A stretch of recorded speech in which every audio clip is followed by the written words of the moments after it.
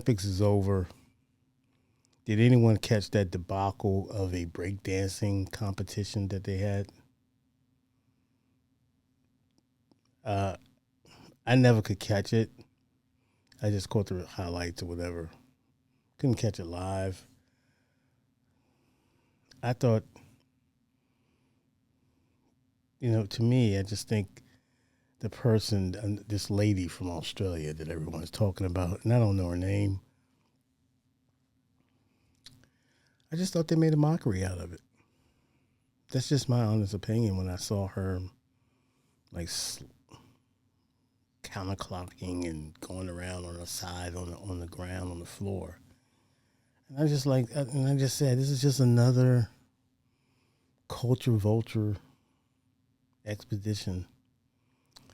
Exposition that just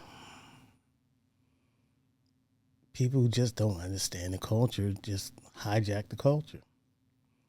And when you hijack the culture, you think that you're doing something in commemorance or tribute or uh, to pay homage to. But when you don't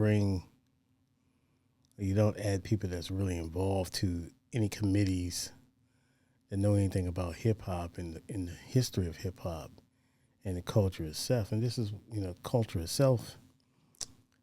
This is what you get. This is the end result, and people are mad or they in their feelings in regards to this young lady. And she's even posted something on social media in regards to her response and stuff like that. I guess it's really becoming overwhelming to her. But this is what happens when you don't study the history. And I get it. You're trying to do your own freestyle to it, whatever it is. But it just was awful. I mean, I'm not judging you as the character of the person, but it was awful. What I saw, it just wasn't it. I'm just being honest. It's not. It wasn't it. If you want to, for future Olympic committee people who run the breakdancing competition, include people who really know the culture and that can educate you on certain elements of the culture, because this is a very important element of hip hop. I know record labels have kind of ignored it, and some artists are kind of you know ignored it, ignored what the true history is. But this is what happens, man, when we don't pay attention to our culture, when we allow the corporate heads and the moguls to come in and change history and just try to put their corporate imprint on something that was created from the neighborhoods and the streets. And yes, we love the attention that it gets, the financial impact that it's made, and people who money that has changed people's lives, and they was able to get their families out out of the hood and all. But I just didn't enjoy that. I thought it was awful. It was awful. That's the only thing I could say. It was just awful. You know what I mean? So do better. Do better. Learn the history. Learn how important this element of hip hop is to people, to the culture, and respect it. What I saw, or what highlights that I saw, um, it just wasn't it, man. It just wasn't. It just wasn't it for me. It wasn't it. So, and then the music, uh, it wasn't. It's just the whole thing just wasn't it for me. I just it was a no for me, dog. I'm sorry, but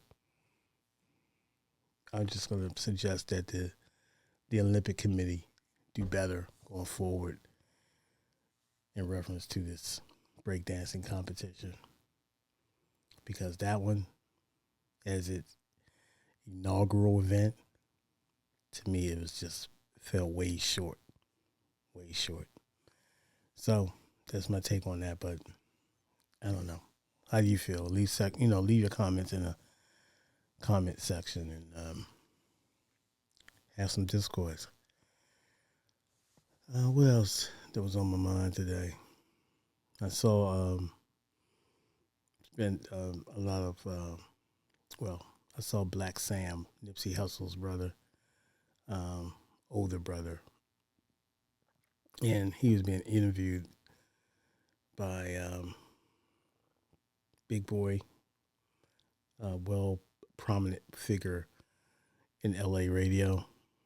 He was being interviewed, and he had some things to say in regards to the day his brother was unfortunately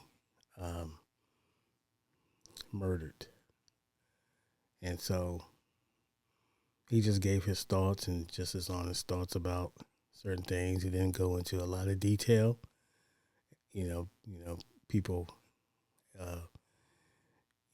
but he did share some thoughts, and it kind of gave me a sense of the mindset that he had, and basically he was saying that whenever his brother Nipsey pulls up to the marathon shop, there was a protocol that they followed. Now, these Nipsey being a member of a notorious neighborhood organization.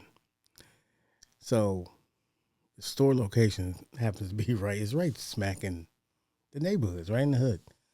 And so that was the protocol for them, being that it was, the location and the surroundings and stuff like that. You just, you have to be on point. And he said that they had a protocol that everyone, knew when Nipsey pulled up, or whenever he was in the store, there was that protocol where two people in that breezeway or whatever doorway, there's going to be people that's going to be strapped. And if they had to take care of business, they would have to do it. He couldn't understand why that protocol wasn't followed on that particular day. And he described, kind of like Nipsey's killers movements prior to the shooting. And it was like he was saying that it's almost as if he was, well, wasn't almost, but he was just checking the temperature of the area, being though these saw people out there that didn't seem to be armed or strapped. He kind of went through, and then, of course, they had that little dialogue with Nipsey. And from what I gather, the dialogue was brief. It wasn't anything animated, but something was said or there was some dialogue. Next thing you know, dude come back. Well, first of all, he didn't have a shirt on, which is strange. I never understand dudes walking around with no shirt like they on the beach or something. It's just, come on, bro. So he didn't have a shirt, which is strange to me. Then he comes back, and when he comes back blasting, he had a red shirt on to try to throw people off like the Bloods had something to do with it. So this happened in 2018. I remember when I read it on, I think, X, Twitter, and I was like, man. And I'm a Nipsey fan, so I watched all his documentaries when he was growing up, and saw his family and his brother and the things that they shared through their videos. And, their lives and their struggles and their accomplishments, and just grinding and being independent, selling your own music, So Nipsey always was an interesting person to me because he had a vision. like he was all about being independent, self-made, um, teaching, sharing his stories of success and his methods, and how we as a people, as a whole, can make it just like he did. And it just takes a little bit more determination, a little bit more grind. And so I thought, by him being younger than me and just younger, I thought that was amazing. I said, man, this is what we need. We need more brothers like Nip. You know what I'm saying? Even though